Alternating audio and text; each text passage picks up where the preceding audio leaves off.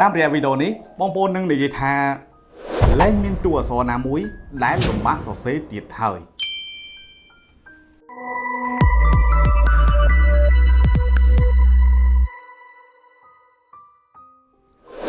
បាទសូមជម្រាបសួរបងប្អូនទាំងអស់គ្នាបាទថ្ងៃនេះមកឆ្លើយតប comment របស់បងប្អូនយើងទាំងអស់គ្នាបាទតកតងទៅនឹងតួអក្សរដែលលំបាកសរសេរជាងគេបាទនេះដោយសារតែមុននេះខ្ញុំបានចេញคลิปបាទคลิปវីដេអូនេះបាទប្រហែលជា7 នាទីបាទទទួលបាន comment ប្រហែលជា200បាទ170ជាងអញ្ចឹងណាបាទហើយប្រហែលជា 40k view បាទអញ្ចឹងទៅ comment បងប្អូនយើងច្រើនបាទនៅក្នុងនោះគឺខ្ញុំបានឃើញតួអក្សរដែលគាត់ពិបាកសរសេរហ្នឹងដែលខ្លះពិបាកសរសេរអក្សរ អអ្នកខ្លះពិបាកសរសេរអក្សរ del អក្សរ nel អក្សរ tel ធៀមរាណាបាទអក្សរ ngel អក្សរ ngel ខ្ញុំតែងតែនិយាយបើវត្តមិនងោទេអត់ស្អាតទេបាទអក្សរខ្មែរយើងបាទសេណាបងប្អូនបាទប៉ុន្តែឥឡូវនេះដើម្បីដោះស្រាយបញ្ហាបងប្អូនទាំងអស់គ្នាណាបាទដើម្បីឆ្លើយតបទៅកាន់បងប្អូនយើងទាំងអស់គ្នាផងដែរបាទអញ្ចឹងខ្ញុំបាទសម្រេចនឹងបង្ហាញនៅក្នុងคลิปវីដេអូនេះបាទប៉ុន្តែម្ដងតែ5តួទេបងប្អូនណាបាទដោយសារតែខ្ញុំនឹងបង្ហាញជាលក្ខណៈ slow motion បាទលក្ខណៈបង្រៀនតែម្ដងឲ្យបងប្អូនចេះទាញបាទយឺតហ្នឹងបាទឲ្យវឹកហាត់ទឹកដៃរបស់យើងឲ្យមានលំនឹងហើយសរសេរអក្សរបានស្អាតទាំងអស់គ្នាកុំបង្ខំបងប្អូនណាបាទម្ដង5តួបាទកខកខង1វគ្គ1 01 clip 02ចចយកចឹងទៅបាទតាមលំដាប់ចឹងណាបាទអញ្ចឹងខ្ញុំបាននឹងបង្ហាញទាំងអស់ទាំងអក្សរក្រមយើងផ្សេងជាអ្នក33តួទាំងស្រៈនិស័យទាំងស្រៈ2តួក៏ដូចជាសញ្ញាអីផ្សេងផងដែរទាំងអស់បាទអរគុណបាទអញ្ចឹងមុននឹងជម្រាបជូនសម្រាប់បងប្អូនថ្មីដែលអត់ទាន់បាន follow page បាទជួយ follow page ម្នាក់មួយបាទក៏ដូចជា subscribe នៅ channel YouTube ដើម្បីទទួលបានវីដេអូថ្មីទៀតពីស្លាបបកា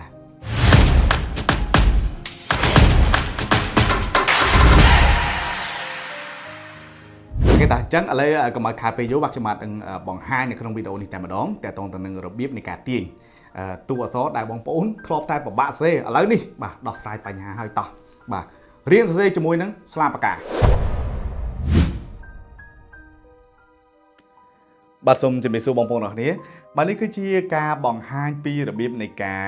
សរសេរអក្សរខ្មែរយើងបាទរបៀបនៃការទាញបាទតួខ្លួននិងសក់អីហ្នឹងបាទគឺតកតងទៅនឹងជញ្ញនៈខ្មែររបស់យើងបាទទាំង33តួណាប៉ុន្តែខ្ញុំបាទបង្ហាញជូន5តួម្ដងដោយសារយើងជាលក្ខណៈ slow motion បាទនេះគឺ original speed តែម្ដងបាទអត់មានបន្ថែមលម្អឿនអត់មានបន្ថយលម្អឿនអីទេគឺលម្អឿននៃការសរសេរជាក់ស្ដែងបាទចេញពីកាមេរ៉ាប៉ុណ្ណាគឺប៉ុណ្ណឹងណាបាទដើម្បីឲ្យបងប្អូនមានភាពងាយស្រួលនៅក្នុងការវឹកហាត់ទាញអក្សរតាមណាបាទទាញពីណាទៅណាបាទសក់នឹងកវិសកវត្តបែបម៉េចចឹងណាបាទតាមពិតទៅខ្ញុំក៏បានធ្លាប់បង្ហាញម្ដងជា2ដងរួចមកហើយទាក់ទងទៅនឹងការសរសេរអក្សរនេះបាទនៅក្នុង clip video reel បាទបងប្អូនដែលធ្លាប់បាន follow page ស្លាបកាប្រកាសជាធ្លាប់បានឃើញបាទប៉ុន្តែសម្រាប់វីដេអូមួយនេះគឺលក្ខណៈ special បន្តិចបាទគឺ slow motion ណាបាទអញ្ចឹងអាចវឹកហាត់សរសេរបានទាំងអស់គ្នាបាទប៉ុន្តែសម្រាប់អ្នកថ្មីគាត់ប្រហែលជាមានអារម្មណ៍ថារឿងលំបាកបន្តិចដោយសារតែអានេះគឺយើងសរសេរលក្ខណៈ trade ណាបាទ trade មេតែច្រៀងបាទ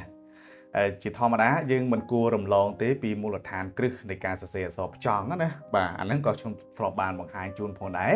បាទចាំខ្ញុំភិននៅក្នុង comment ណាបាទតើតទៅនឹងការសរសេរអក្សរផ្ចង់ពីព្រោះការសរសេរអក្សរផ្ចង់វាត្រូវមានការគូសបន្ទាត់បាទបន្ទាត់ trade បាទដើម្បីឲ្យទឹកដៃរបស់យើងហ្នឹងគឺវឹកហាត់ផ្សំជាមួយនឹងអក្សរ trade បាទអក្សរដៃជាទូទៅយើងសរសេរ trade វាលឿនណាបាទអក្សរប្រឈគាត់ជាអក្សរដៃដែរប៉ុន្តែបាទសរសេរស្អាតដែរប៉ុន្តែវាយឺតជាងអក្សរ trade ដែរបាទអានេះចាក់ស្ដែងអញ្ចឹងណាបាទនេះគឺអក្សរខបាទបងប្អូនមើលអក្សរខនេះបាទអាច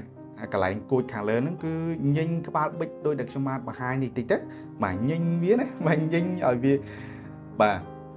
ជាលក្ខណៈគួចឲ្យមើលទៅឲ្យវាដិតអញ្ចឹងណាបាទអ្នកខ្លះគាត់អត់ចូលចិត្តញញអញ្ចឹងក៏បានដែរបាទទាញទៅគួចធម្មតាក៏បានដែរបាទយើងស្រឡាញ់បែបអញ្ចឹងណាបាទប៉ុន្តែប្រយ័ត្នអាកន្លែងជើងក្រោមនេះកុំឲ្យឃើញគួចដែរណាបាទអាជើងក្រោមអក្សរខហ្នឹងតែឃើញគួចច្រឡំមួយលេខ2បាទលេខ2បារាំងណា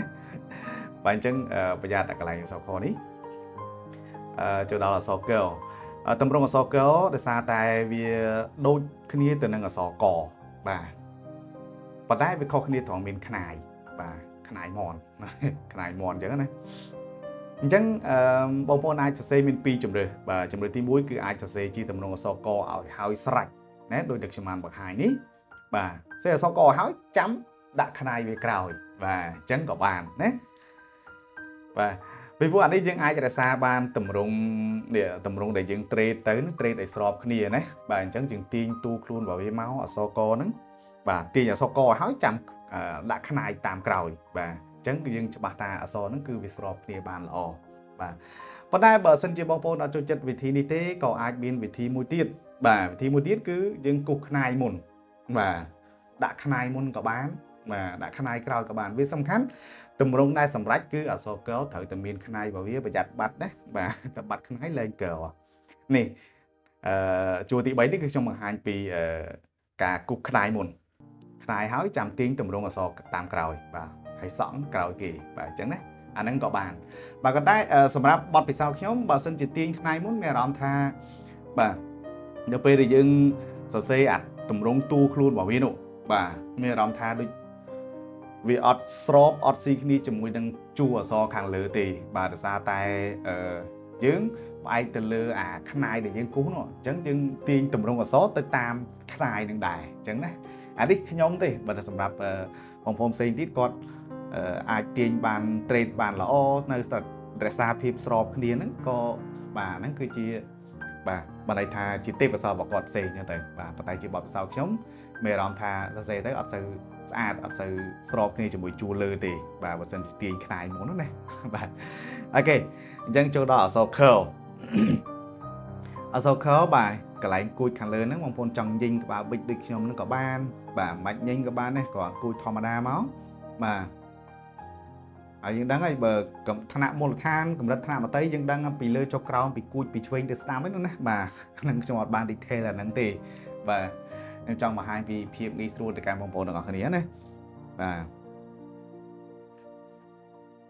វាអត់ប្របាទេអក្សរ curl បាទក៏ពួចមកបាទពីលើចុះក្រោមឆ្វេងទៅស្ដាំឡើងលើសក់ហើយសក់បងប្អូនសូមរក្សាធ្វើម៉េចឲ្យមានចំហចន្លោះប្រហោងតិចកន្លែងសក់វាណាបាទណាបាទកុំឲ្យទាញជាប់គ្នាពេកបាទកុំឲ្យជាប់គ្នាបើឲ្យចំហអញ្ចឹងណាបាទចំហអញ្ចឹងគឺមានភាពរស់រវើកឬក៏យើងហៅថាបានន័យថារក្សានៅទម្រង់ដើមរបស់តួអក្សរមួយណាបាទបានន័យថាលក្ខណៈពេញលក្ខណៈនៃអក្សរសាស្ត្ររបស់យើងបាទមានគួចមានសក់ហ្នឹងសក់ឲ្យចំហបន្តិចមកកុំឲ្យវាចិត្តពេកបាទមានន័យថាមកយើងវត្តមកហ្នឹងអត់មានចំហវាអត់សូវស្អាតទេបាទវាអត់សូវសង្ហាហ្នឹងហើយឥឡូវដល់អក្សរងវិញម្ដងអក្សរងនេះបាទដោយសារទាញបែបយឺតអញ្ចឹងទៅខ្ញុំអត់កវិសកវត្តខ្លាំងទេបាទទាញយឺតណាបាទព្រោះនេះបើកាន់តែងកាន់តែស្អាតមិនដូចងងក់ដូចកូនក្មេងទេហ្នឹងហើយហើយកន្លែងគួចនឹងទៀតសោតបងប្អូនកន្លែងជើងក្រោមនេះបងប្អូនខ្លះគាត់ខមមិនមកថាអក្សរងអត់មានគួចទេបាទទទួលស្គាល់ណាវាអត់មានគួចមែនប៉ុន្តែតម្រង់ការសរសេរអក្សរដៃបាទមានការកវិសកវត្តតិចអញ្ចឹងណាបាទជារឿងធម្មតាបាទប៉ុន្តែសំខាន់កុំឲ្យបាត់តម្រង់របស់វាបាទអក្សរងបែបមិនសំខាន់គឺនិយាយមួយម៉ាត់ឲ្យខ្លីយើងនៅអានដាច់បាទមិនដូចតួអក្សរខ្លះបន្លំបកើបាទសរសេរមកឃ្លាមកអត្ថបទមករបស់អីហ្នឹងតើមកពាក្យហ្នឹងក៏អានដាច់ដែរបាទមើលទៅវាស្អាតដែរប៉ុន្តែអានអត់ដាច់ហ្នឹងហើយដោយសារតែវាបាត់តម្រង់ដើមពេកបាទអរគុណបាទអញ្ចឹងសម្រាប់ហើយប៉ុណ្ណឹងទេបាទគឺកខកខងអញ្ចឹង